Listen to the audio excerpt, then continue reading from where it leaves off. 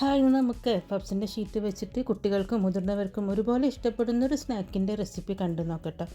വളരെ എളുപ്പമാണ് ഇത് ഉണ്ടാക്കിയെടുക്കാൻ, കഴിക്കാനാണെങ്കിൽ നല്ലൊരു ടേസ്റ്റാണ്. അപ്പോൾ ഇതാ അതിന് വേണ്ടിയിട്ട് കുറച്ചൊരു പപ്സിൻ്റെ ഷീറ്റ് വേണേ. ഞാനിപ്പോൾ സ്വിറ്റ്സിൻ്റെ ഷീറ്റാണ് എടുത്തത്.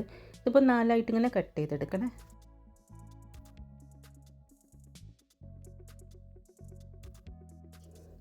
പിന്നെ വേണ്ടത് ചീസ് ക്യൂബ്സ് ആണ്. ഇതിപ്പോൾ 4 കട്ട് ചെയ്തെടുക്കട്ടോ.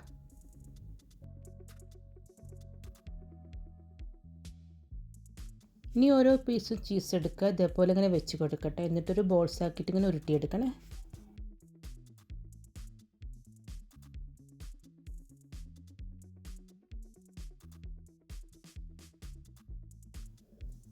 ഇനി ഇതേപോലെ ഒരു ബേക്കിംഗ് ട്രേ എടുക്കുക, കുറച്ചൊരു ബട്ടർ തടവി കൊടുത്തിട്ടുണ്ട്, ഇതേപോലെ വെച്ച് കൊടുക്കണേ.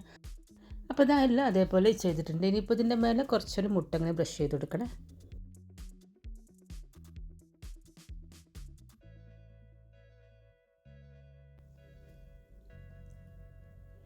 ഇതിന് മേലെ കുറച്ചൊരു കറുത്തെള്ള് ഇട്ട് കൊടുക്കട്ടെ. ഞാനിപ്പോൾ എൻ്റെ കയ്യിൽ കറുത്തെള്ള് ഇല്ലാത്തത് കൊണ്ട് കുറച്ചൊരു ചിയ സീഡാണ് ഇട്ട് കൊടുത്തത്.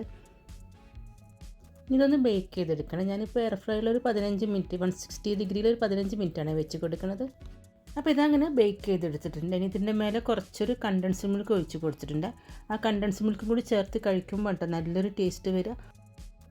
അപ്പോൾ ഇതാ കണ്ടില്ലേ, വളരെ എളുപ്പമല്ല ഇപ്പം ഉണ്ടാക്കിയെടുക്കാൻ, അതേപോലെ കഴിക്കാൻ നല്ലൊരു ടേസ്റ്റാണ് കേട്ടോ, നല്ലൊരു സോഫ്റ്റാണ്. അപ്പോൾ നിങ്ങൾക്ക് വീഡിയോ ഇഷ്ടമായിട്ടുണ്ടെങ്കിൽ ഫ്രണ്ട്സിനൊക്കെ ഒന്ന് ഷെയർ ചെയ്ത് കൊടുക്കണം.